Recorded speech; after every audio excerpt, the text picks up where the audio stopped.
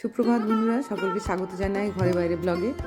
আজকে 14ই ফেব্রুয়ারি, সরস্বতী পুজো, তার সঙ্গে হচ্ছে ভ্যালেন্টাইন ডে, ভালোবাসার দিবস, বসন্ত পঞ্চমী। সুন্দর সুন্দর আমার বাগানের ফুল দিয়ে সকলকে স্বাগত জানাই, সকলকে ভালোবাসা জানাই। আর আজকে যেহেতু সরস্বতী পুজোর প্রস্তুতি নিতে হচ্ছে, সকাল সকাল স্নান টান করে রেডি হয়ে গেছি। চলুন দেখুন আমার মা সরস্বতী, তাকে যতদূর সম্ভব সাজিয়ে নিয়েছি, বইপত্র আর তার সঙ্গে পুজোর আয়োজন। কি মিষ্টি লাগছে না মা সরস্বতীর মুখটা।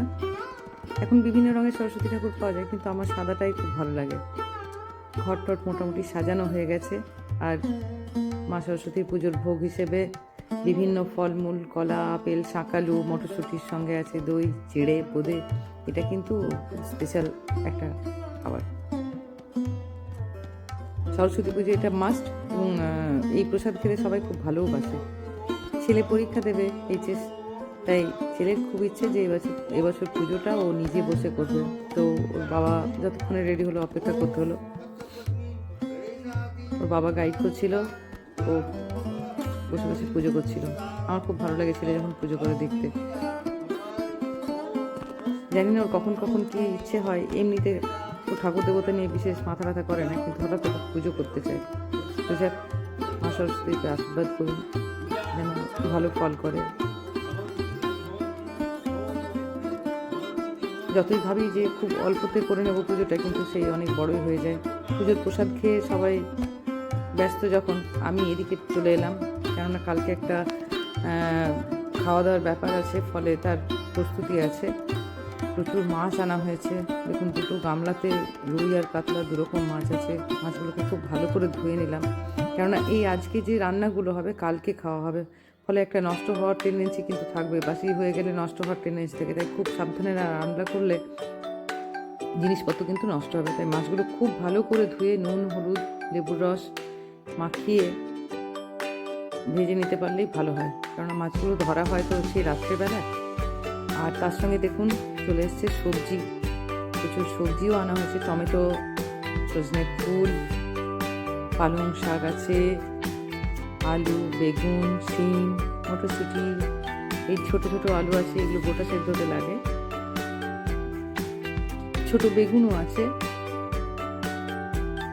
দেখুন রান্নাঘরের বারান্দা ভর্তি সবজি। এবারে আমাকে এগুলো নিয়েও বসতে হবে, কেননা কালকের পুরো রান্নাটা আজকের থেকে করে রাখতে হবে, কালকে কিন্তু উনুন ধরবে না। তো আপাতত এই হলো আমার সবজির সম্ভার। দেখে রাখুন কিরকম ছড়িয়ে ছিটিয়ে আছে।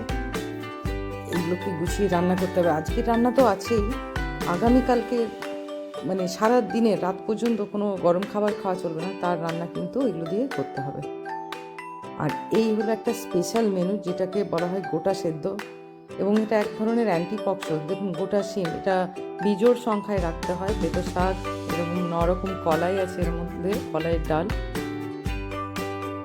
পেটো শাক, কুল, আলু, বেগুন, গোটা বেগুন, সজনে ফুল, মটরশুঁটি, শিম, সব কিন্তু বিজোড় সংখ্যায় নিয়ে এগুলো রাখতে হয়। তো আমি থালাটা গুছিয়ে রেখেছি, চলে এলাম মাছ ভাজতে।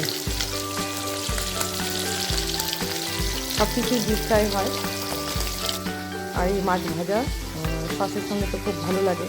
আমাদের বাড়িতে মাছ ভাজা হতে হতে উঠতেও থাকে। গরম গরম মাছ ভাজা, টমেটো সস, কাসুন্দি দিয়ে খেতে কিন্তু বেশ ভালো লাগে। মাছ ভাজার কাজটা আগে শুরু করে নিলাম, কেননা বললামই তো মাছ নষ্ট হয়ে যাওয়ার একটা টেন্ডেন্সি থাকে, তার থেকে সেটার থেকে বাঁচতে প্রথমে মাছ ভাজা। আর তার সাথে এই যে চলছে আমার সব সবজি কাটা মোটামুটি রেডি। দেখুন ঝুরি আলু ভাজার জন্য সরু সরু করে আলু কাটা আছে, পালং শাকের চচ্চড়ির জন্য বাঁধাকপি, সজনে ফুল,